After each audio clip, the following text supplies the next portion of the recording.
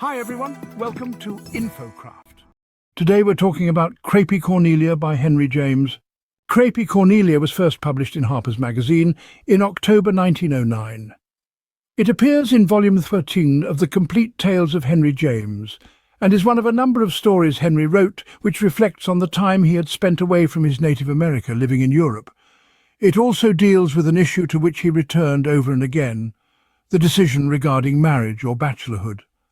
Its principal characters are Mr. White Mason, who is a bachelor of 48, Mrs. Worthington, who is a pretty young woman, Miss Cornelia Rash, who is an old New York acquaintance of White Mason, and Mary Cardew, who is a previous amour of White Mason. Its basic plot goes like this. White Mason is in Central Park in New York on a spring afternoon. He is reflecting on previous unsuccessful offers of marriage he has made whilst deciding to make a new one to Mrs. Worthington. When he arrives at her house, he finds her as pretty and charming as ever, but he feels annoyed that she has someone else with her, an old woman whom he ignores. But the woman turns out to be a very old friend who he has not recognized. Out of gallantry, he asks if he can visit her. He leaves Mrs. Worthington's and returns to the park, wondering why he did not propose as he intended. She is a new, modern young woman, but he fears that she will know nothing of old New York and its values, whereas Cornelia Rash is of his own generation. He then visits Cornelia and realizes how much he values the shared experiences of a background in common and sees the limitations of the new society that knows nothing of the old. Cornelia wonders why he doesn't marry Mrs. Worthington. White Mason revels in their exploration of the past. They even excavate his old relationship with Mary Cardew. He wonders why Cornelia has come back to New York from her European exile. She explains that it's because she eventually felt old. He explains his preference for the old things, which is why he cannot marry Mrs. Worthington. Cornelia asks him if he wants to marry her, but he turns down her offer, explaining that he now realizes that he, like her, is old, and that he just wants her to be his friend. This story combines two themes which occur frequently in James's late tales: the fear of marriage and the lost opportunity, or what might have been. And it puts them into a context of nostalgia highlighted by his own return to the USA in 1904 after an absence of 21 years.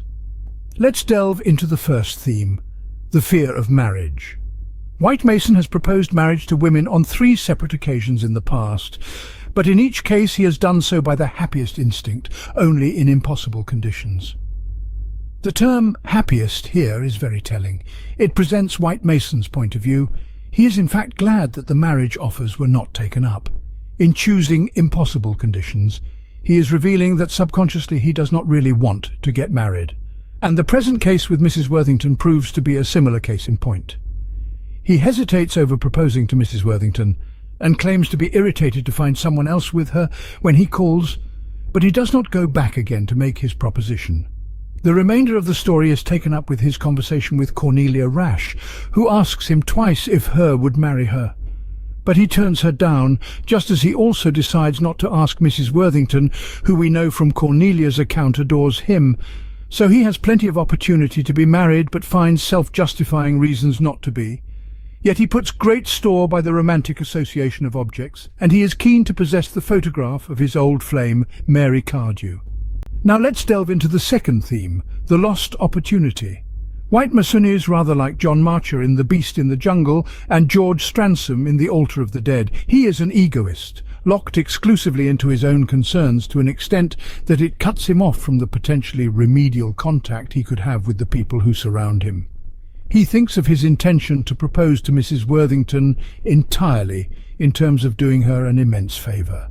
He was going to letting Mrs. Worthington accept him. In weighing the 2 opportunities offered to him in the figures of Mrs. Worthington and Cornelia Rash, he thinks of them in terms of opposing responsibilities regarding the management of their respective fortunes. He had, for instance, the sense of knowing the pleasant little old Rash fortune, pleasant so far as it went, blurred memories and impressions of what it had been and what it hadn't, of how it had grown and how languished and how melted. They came back to him and put on such vividness that he could almost have figured himself testify for them before a bland and encouraging board.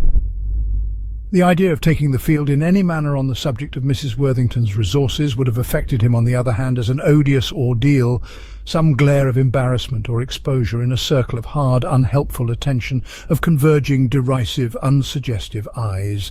Everything is related to himself. So it is no surprise that at the conclusion he misses the chance of a beautiful and rich young woman who adores him. He turns down almost scornfully the overtures of an older and more experienced woman who remembers his birthday and shares his sense of the past.